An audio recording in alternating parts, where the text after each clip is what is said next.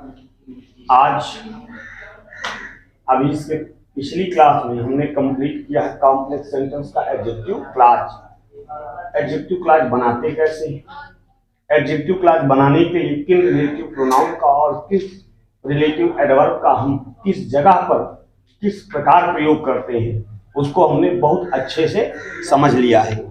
आज उसी सीरीज को फिर कंटिन्यू करते हुए हम एडजेक्टिव क्लॉज की जो हमारी एक्सीलेंट की बुक है, जिसमें से अधिकतर क्वेश्चन यूपी बोर्ड के एग्जामिनेशन में पूछे जाते हैं, आइए उसकी पूरी एक्सरसाइज जो विगत वर्षों में क्वेश्चन पूछे गए हैं 2020-22 से लेकर उसके पिछले तक, उन सभी सेंटेंस को हम एक एक करके उनकी कॉम्प्लेक्स सेंटेंस बनाने का नियम क्या है और किस प्रकार बनाते हैं, उस पूरी एक्सरसाइज को हम कंप्लीट करने का 1 बाय 1 क्वेश्चन प्रयास करते हैं। अब यहाँ पर कुछ वाक्य दिए हुए हैं, पहले इन वाक्यों को कंप्लीट करते हैं, उसके बाद फिर इसी सीरीज को और कंटिन्यू करेंगे। पहला वाक्य हमारा, आई live in a house, it is double story. कहता कि आई लिव इन अ हाउस, मैं एक घर में रहता हूँ। इट इज डबल स्टोरी, यह 2 मंजिला है, यह 2 मंजिला है। तो किस नाउन या प्रोनाउन के बारे में बात हो रही है? हमने बताया कि एडजेक्टिव क्लॉज वे वाक्य होते हैं जिसमें किसी एक वाक्य में प्रयुक्त नाउन या प्रोनाउन के बारे में दूसरे वाक्य में कोई बात कही जाती है। अब नाउन या प्रोनाउन के बारे में अगर दूसरे वाक्य में कोई बात कही जाएगी तो एडजेक्टिव क्लॉज बनाते समय उस नाउन या प्रोनाउन को हम रिलेटिव प्रोनाउन या रिलेटिव एडवर्ब की मदद से आपस में क्या करते हैं, कंबाइन कर देते हैं, जोड़ करके कॉम्प्लेक्स सेंटेंस बना लेते हैं। वाक्य है, आई लिव इन अ हाउस, मैं एक घर में रहता हूं, इट इज डबल स्टोरी, या 2 मंजिला है। तो अब यहां पर इस हाउस के बारे में दूसरे वाक्य में बात की जा रही है, ये तो बात की जा रही है। तो अब यहां पर हाउस सजीव है या निर्जीव है? हमने कुछ आपको हिंट दिया था कि सजीव होगा तो क्या लगेगा, निर्जीव होगा तो क्या लगेगा, स्थान की बात आएगी तो क्या लगेगा, टाइम की बात आएगी, बताया नहीं बताया था? तो यहाँ पर हाउस सजीव है या निर्जीव है? निर्जीव है। तो निर्जीव के लिए हमने क्या बताया था, विच बताया था। तो हमारा बनेगा क्या, आई, पहला वाक्य हमारा हो रहा है, आई लिव इन अ हाउस विच, उसके बाद क्या हो जाएगा, is double story.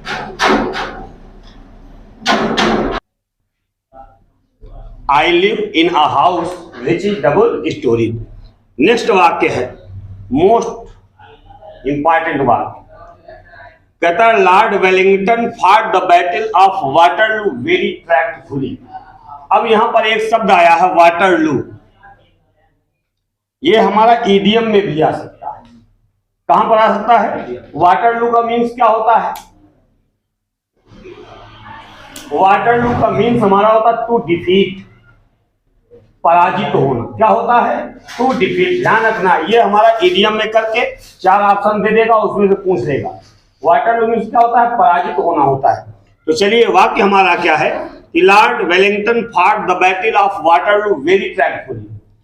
Lord Wellington जो है उन्होंने वाटरलू का युद्ध जो है बहुत होशियारी से लड़ा। ही डिफीटेड नेपोलियन, उन्होंने क्या किया, नेपोलियन को पराजित कर दिया। समझिएगा इसको। कहता लॉर्ड वेलिंगटन, पहले तो किसके बारे में बात की जा रही है? लॉर्ड वेलिंगटन के बारे में बात की जा रही है। फिर किस चीज के बारे में बात की जा रही है? वाटरलू के बारे में बात। यहाँ पर 2 चीजों के बारे में बात, 2 नाउन के बारे में बात की जा रही है। पहले लॉर्ड वेलिंगटन, इसको हम डिफाइन करेंगे, फिर वाटरलू को डिफाइन करेंगे। क्लियर हो रही बात? तो कैसे करेंगे बताइए। हमने लिखा दूसरा वाक्य हमारा है लॉर्ड वेलिंगटन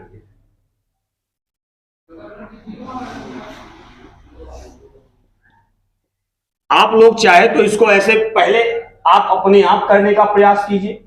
आपके पास वाक्य लिखे हुए हैं, करने के बाद फिर आप दिन एक्सरसाइज कीजिएगा। अगर समझ में आता है तो ठीक, पहले अपने आप कीजिएगा, उसके बाद आप ये जो एक्सरसाइज साउंड है इसको मिला करके, इसको देख करके हल करने का प्रयास कीजिएगा। एकदम कंफर्म में हो जाए कहां पर आपको कौन सी दिक्कत आ रही है। और जहां 1-2 बार आपने 2-4 सेंटेंस किए, अपने आप आपका एडजेक्टिव क्लॉज बढ़िया से बनने लगेगा। तो चलिए, लॉर्ड वेलिंगटन, अब ये नाउन है ना, अब इसके बारे में डिफाइन करेंगे। निर्जीव है कि सजीव व्यक्ति है ना, तो व्यक्ति के लिए क्या लग जाएगा? हु। क्या लग जाएगा? हु। लॉर्ड वेलिंगटन हु, उसके बाद फाट, हु फाट, क्या? The battle of Waterloo. कैसे लड़ा? वेरी ट्रैक्टफुली, है ना?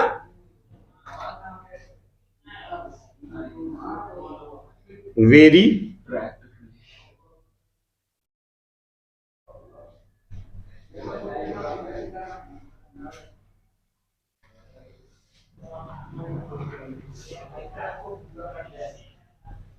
Very tactfully. अब देखिए, अब स्थान के लिए हमने क्या बताया था? जो कुछ, दैट एक सब बताया था कि नहीं? तो क्या लग जाएगा? दैट, जिसमें उन्होंने क्या किया था? Defeated Napoleon. उस युद्ध में उन्होंने क्या किया? वाटरलू युद्ध में उसमें उन्होंने क्या किया था? That he defeated Napoleon.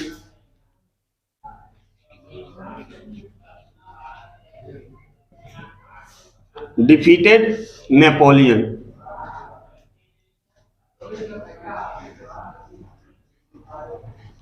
That he defeated Napoleon. अगला वाक्य हमारा तीसरा देखिए, दिस इज पोरबंदर।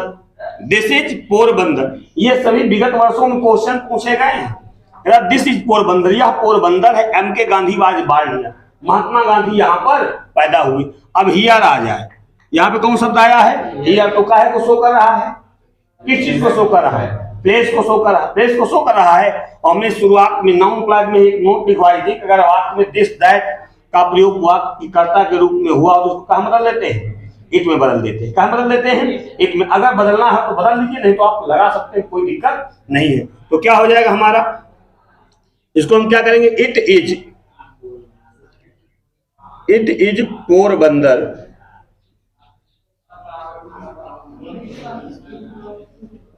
अब पोरबंदर जगह स्थान है ना, तो स्थान के लिए क्या लगाओगे? क्या लगाओगे? वेयर। उसके बाद यम के गांधी, यम के गांधी। उसके बाद क्या? Was bar,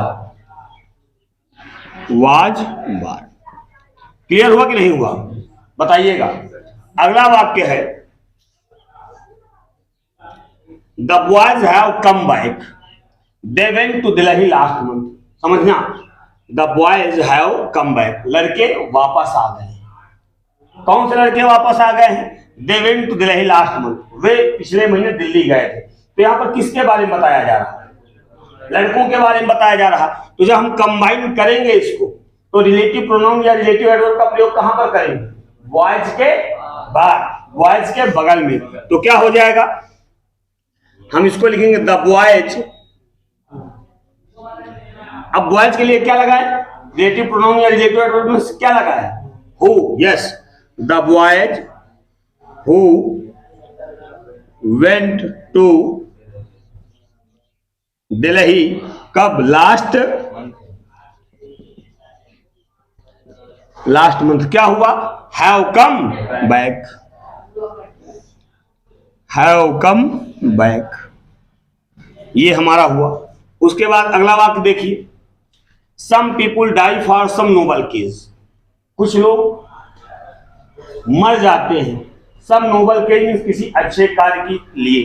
they are honoured by everyone, कहता उनका सभी लोगों के द्वारा सम्मान होता है। किनका सभी लोगों के द्वारा सम्मान होता है? कुछ लोगों का। तो सम पीपुल इसके लिए बताया जा रहा है ना, इसी के लिए तो बताया जा रहा है। तो इसको जब हम कंबाइन करेंगे तो कैसे कंबाइन करेंगे? सम पीपुल हु, कुछ लोग जो। तो हमारा हो जाएगा क्या? सम पीपुल हु, उसके बाद डाई फॉर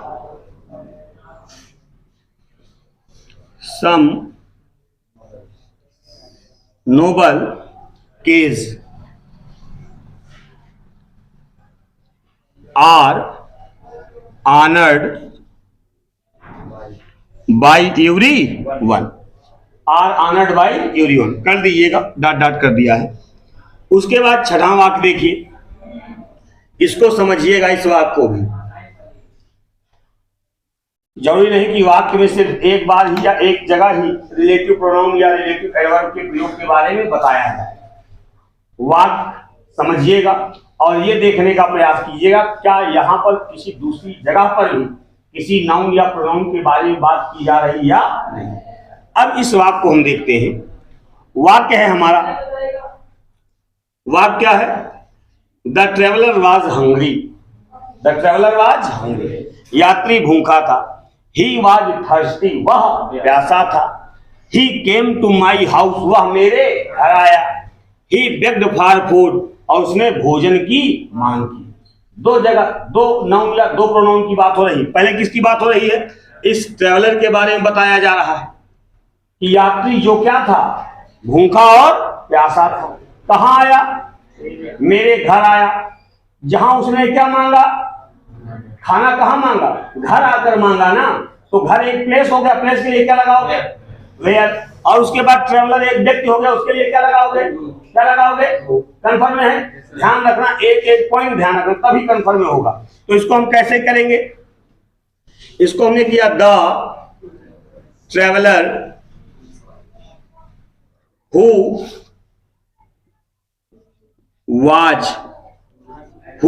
वाज क्या है? भूखा और प्यासा। तो जब दो एक जैसे एडजेक्टिव होंगे तो उनको हम एंड से जोड़ देते हैं। The traveller who was hungry and thirsty, hungry and thirsty. उसके बाद क्या हो जाएगा?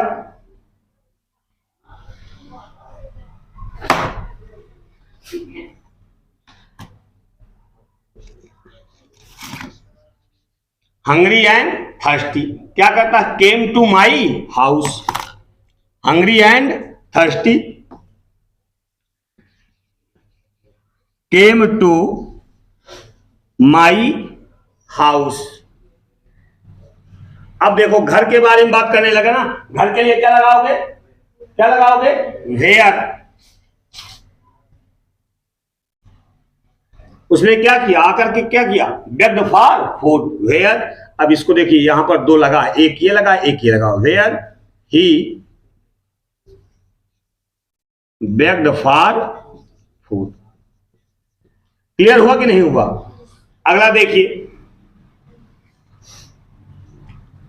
कहता he owns a dog the children are frightened of it.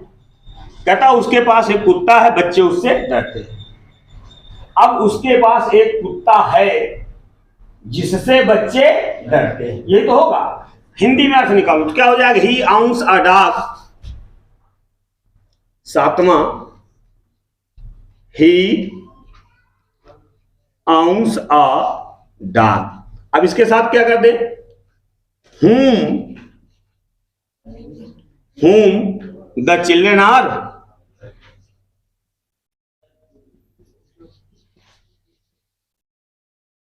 whom the children are frightened।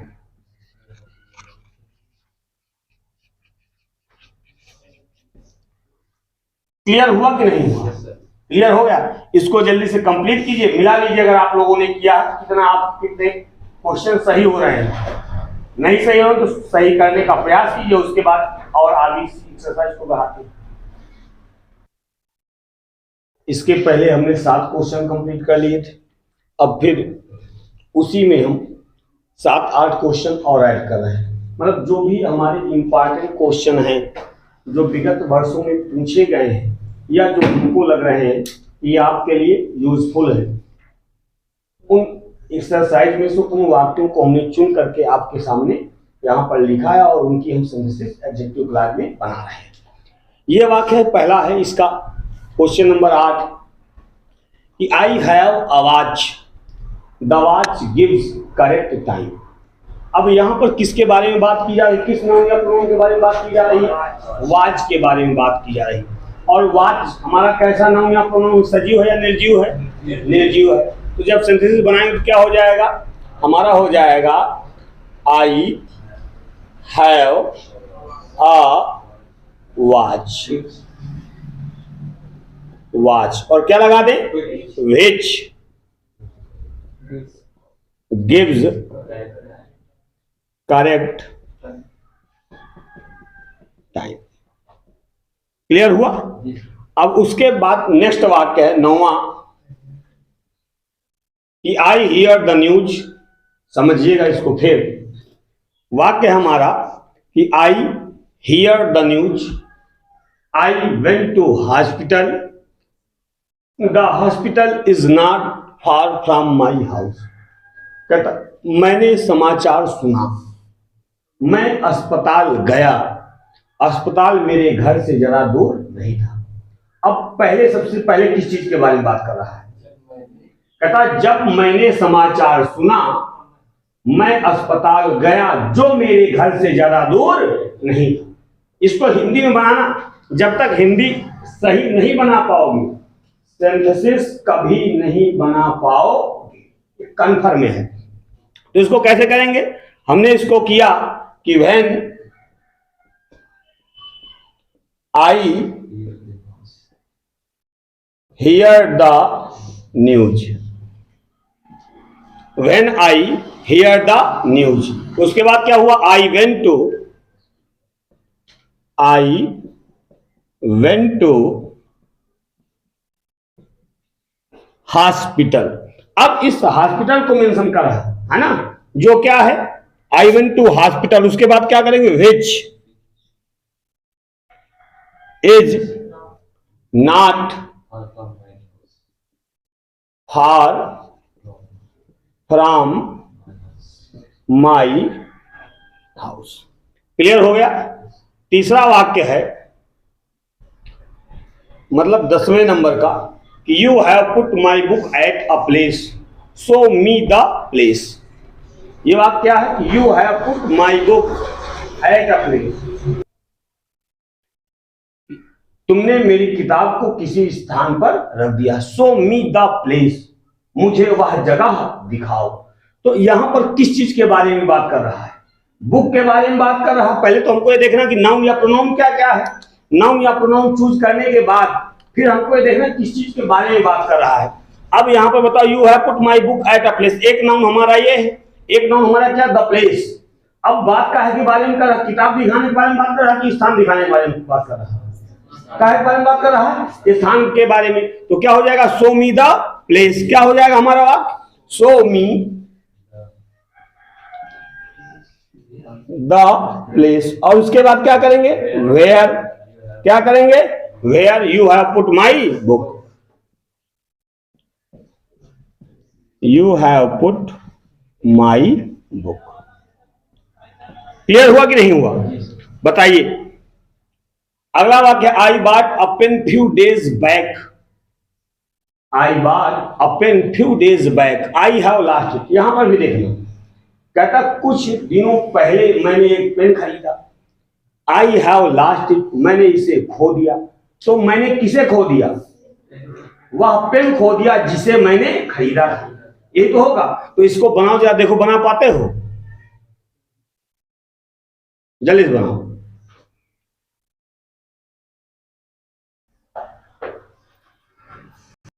बना पाए आप लोग कि नहीं बना पाए? आप लोग भी बताइए, आप लोग भी बताइए। नहीं बन पा रहा, नहीं बन पा रहा ना? अब समझिए इसको। कहता है कि I bought a pen few days back, मैंने कुछ दिनों पहले एक पेन खरीदा। आई हैव लॉस्ट इट, और मैंने उस पेन को क्या कर दिया? अब खो दिया है। तो किस चीज को खो दिया है? वह पेन जिसे मैंने खरीदा था। तो क्या हो जाएगा? A pen. क्या होगा? A pen. विच, जिसे, which I bought few days back. अब उसके बाद क्या करेंगे? देखो यहां आई के हिसाब से सहायक क्रिया हैव लगी है। अब चूंकि वाक्य पूरा एक साथ बना, तो अब पेन के हिसाब, पेन एक ही है ना। अब यहां पे हैव न लगकर क्या लग जाएगा? हैज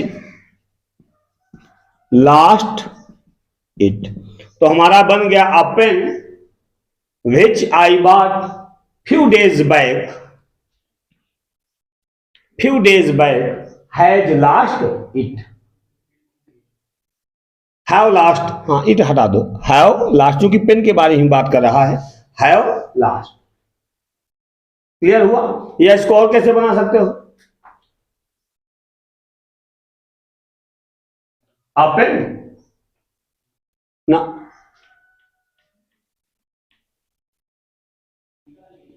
कैसे आप बनाए हो?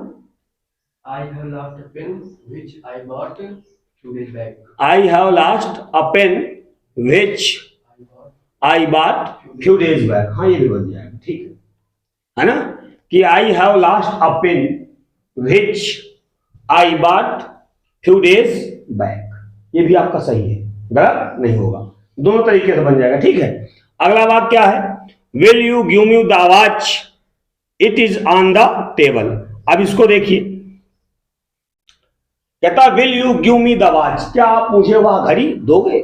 It is on the table, ये कहां पर रखी है? या मेज पर रखी। इसको कैसे बनाएंगे? ये हमारा होगा will you give me the watch, will you give me the watch. अब घड़ी की बात हो रही है, घड़ी सजीव निर्जीव है? सजीव निर्जीव है, निर्जीव तो क्या लगा देंगे? विच। क्या लगा देंगे? Which is on the table. Clear हुआ? अगला वाक्य, this highway passed Mathura Agra and Kanpur. यह हाईवे या यह राजमार्ग मथुरा, आगरा और कानपुर से होकर गुजरता है। This highway is called the national highway number 2। और यह हाईवे जो है किस नाम से जाना जाता है? यह हाईवे नेशनल हाईवे नंबर 2 के नाम से जाना जाता है। तो यहां पर काहे की बात की जा रही है? किस चीज की, किस नाउन या प्रोनाउन की बात की जा रही है? हमको खाली इतना देखना है। अगर हम इतना जान गए किस नाउन या प्रोनाउन के बारे में बात की जा रही है तो एकदम सही रिलेटिव प्रोनाउन या रिलेटिव एडवर्ब का प्रयोग करेंगे। बताइए, जल्दी बताइए।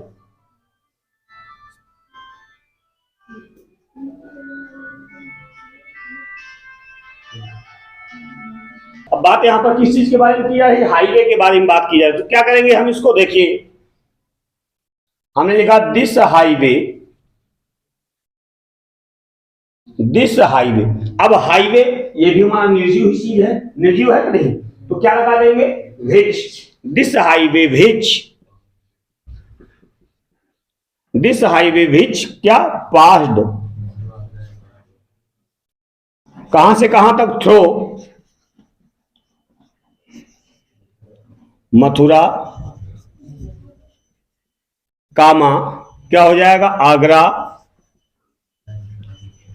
And Kanpur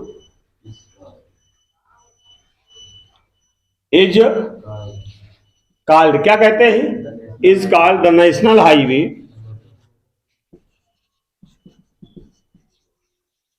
national highway number 2। Clear हुआ कि नहीं हुआ? अगला वाक्य है 14 number, we came upon a certain cottage here a shepherd was living with his family. ये वाक्य है, कहता we came upon a certain cottage, हम उस कुटिया पर आए। Here a shepherd was living with his family, यहां पर एक शेफर्ड अपने परिवार के साथ रहता था। तो देखिए यहां पर एक शब्द लग गया, क्या? हियर। अब इसके बारे में क्या करेंगे? बताइए, जल्दी बताइए।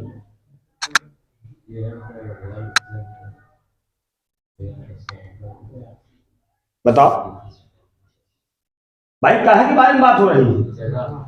कॉटेज के बारे में बात हो रही है। और कॉटेज क्या है? एक स्थान को डिनोट करता है, काहे डिनोट करता है? टाइम को डिनोट करता है, काहे डिनोट कर रहा है? स्थान को। तो क्या हो जाएगा? वी केम, हमारा we came upon a certain cottage, we came upon a certain cottage. फिर क्या करेंगे? वेयर, क्या लगा देंगे? Where a shepherd was living with his family। Clear हुआ। अंतिम वाक्य है कि the boy is standing here, he is my brother. इस वाक्य को अगर अभी तक समझ में आ गया तो इस वाक्य को भी थोड़ा सा करने का प्रयास करो। अंतिम वाक्य, ये अंतिम वाक्य एकदम इजी है और इसको शायद बना पाए हैं आप लोग या नहीं बना पाए हैं। इसको आइए कंप्लीट कर ले तो ये क्लास फिर यहीं से रुकेगी। जो भी बढ़िया वाक्य हो वो सभी आपके इस एक्सरसाइज में समाहित कर लिए गए हैं। कहता the boy is standing here, हम परिचय करवा रहे हैं कि लड़का जो यहां पर खड़ा है इज माई ब्रदर, मेरा भाई है। अब यहां पर किससे परिचय हो रहा है, किसका परिचय करवाया जा रहा है, लड़के का परिचय करवाया जा रहा है। तो नाउन या प्रोनाउन हमारा द बॉय ही तो है। और हमने बार बार हम इस बात पर जोर दे रहे हैं कि जिस नाउन या जिस प्रोनाउन के बारे में बात की जाएगी, रिलेटिव प्रोनाउन या रिलेटिव एडवर्ब उसी नाउन या उसी प्रोनाउन की बिल्कुल पास में रखा जाएगा, बिल्कुल पास में। अब हम परिचय करवा रहे हैं तो दूरी बढ़ रही है, दूरी बढ़ रही है, परिचय से ये सेंस हो रहा है। देखिए कि द बॉय हमने किया द बॉय, अब बॉय के लिए क्या लगा देंगे, क्या लगा देंगे, हु इज स्टैंडिंग। अब यहां देखिए हम अभी नजदीक था तो हियर लगा दिया, अब हम दूर से बता वो लड़का जो वहां खड़ा है तो दूर के लिए क्या हो जाएगा, हियर हट जाएगा, क्या लग जाएगा, देयर, क्या लग जाएगा, देयर। एक एक शब्द मार्क करना, नहीं तो सावधानी हटी 2 नंबर कटेगी। दुर्घटना बाद में घटी, दुर्घटना बाद में घटेगी। तो the boy who is standing there बचा क्या, इज माई ब्रदर। और इसी के साथ एडजेक्टिव क्लास की हमारी ये क्लास यहीं पर समाप्त होती है। एक बार फिर हम कह रहे हैं कि अगर आप सभी लोगों को ये लग रहा है कि ये क्लास आप लोगों के लिए फ्रूटफुल है, बहुत उपयोगी है, तो इसको अपने मित्रों को ज्यादा से ज्यादा शेयर कीजिए। ये उन सभी बोर्ड एग्जाम के लिए, न केवल यूपी बोर्ड बल्कि सीबीएसई बोर्ड के लिए भी, वहां तो हाई स्कूल में ही ये चैप्टर दे दिए गए हैं। तो आप इसको कम से कम अपने एक मित्र को जरूर शेयर करें और यही आशा है कि आप इस क्लास को ज्यादा से ज्यादा शेयर करेंगे। अब इसके बाद हमारी आपकी मुलाकात होगी नेक्स्ट वीडियो में कॉम्प्लेक्स सेंटेंस के एक और बहुत अच्छे क्लास एडवर्ब क्लास के साथ। तब तक आप लोग पढ़ते रहिए, मुस्कुराते रहिए। Good bye.